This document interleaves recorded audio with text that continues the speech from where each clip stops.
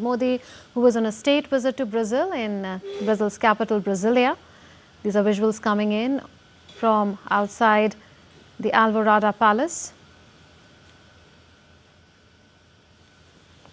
These are live images that we're getting you of a grand ceremonial reception that Prime Minister Modi is about to get. You can see his vehicle there being led by these ceremonial guards on horseback.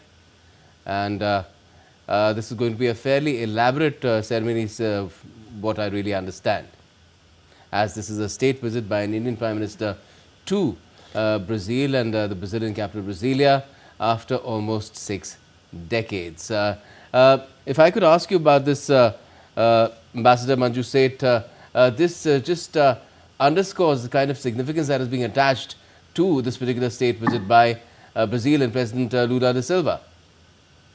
Absolutely. We can see the pomp and splendor literally of the welcome being given at the airport. Also, it's a very colorful and energetic welcome. And we see now when he's going to the palace, when our Prime Minister is going to the palace, it's again a lot of pomp, and it's really looking very, very beautiful. And I think it is again a very special gesture and points to the importance of this visit for both sides, of course, but also for the Brazilians. And I think the fact that we have many areas where kind of decisions will be taken and during this visit, and to enhance the bilateral trade, in every aspect, as I mentioned earlier, also there, renewable energy, biofuels. I mean, it's immense. The sheer number of areas where we can enhance this partnership. Of course, there's potential, as very rightly mentioned by Professor. It is something which we have to meet, both sides have to meet, and I think this visit will send a clear signal to companies on both sides, to the government on both sides, to give full focus.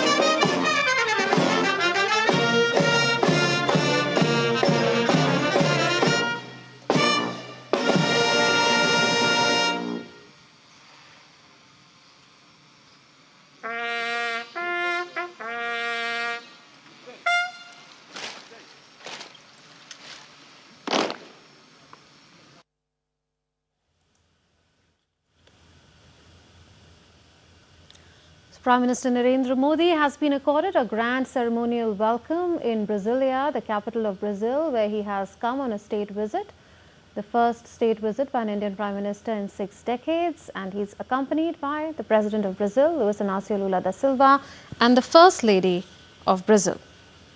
You can see the two national flags there. The two national anthems were also played out. A very cheerful national anthem of Brazil and India's own Jana Gan Man played out with the leaders standing at attention to witness the proceedings.